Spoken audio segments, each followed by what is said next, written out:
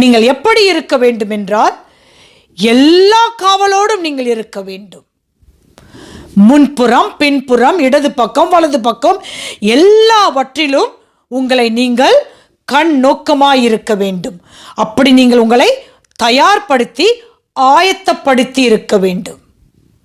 நீங்கள் போருக்கு செல்லும் பொழுது உங்களை எல்லாவற்றிலும் பாதுகாத்து ஆயத்தப்பட்டு நீங்கள் செல்ல வேண்டும்.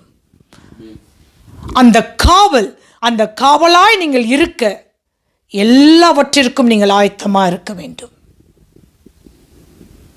எல்லாவற்றிற்கும் நீங்கள் ஆயத்தப்பட்டு இருக்க வேண்டும். சிறுமைப்பட்டு ஆவியில் நொறுங்குண்டு என் வசனத்துக்கு நடுங்குகிறவனையே தேவன் நோக்கி பார்ப்பார்.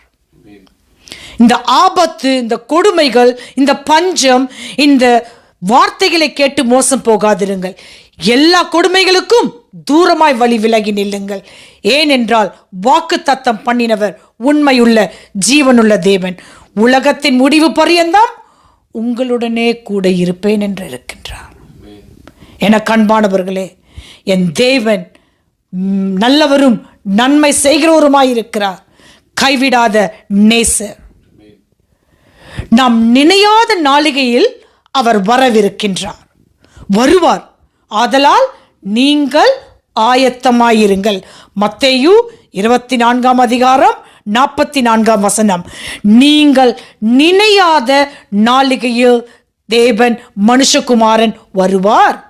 ஆகையால் ஆயத்தமாயிருங்கள்.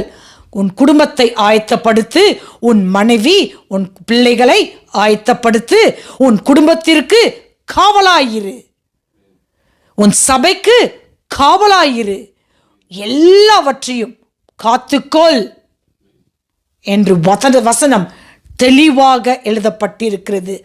வஞ்சக போதனைகளுக்கோ எவைகளிலும் சிக்கி தவிக்காதபடி எச்சரிக்கையாயிருங்கள்.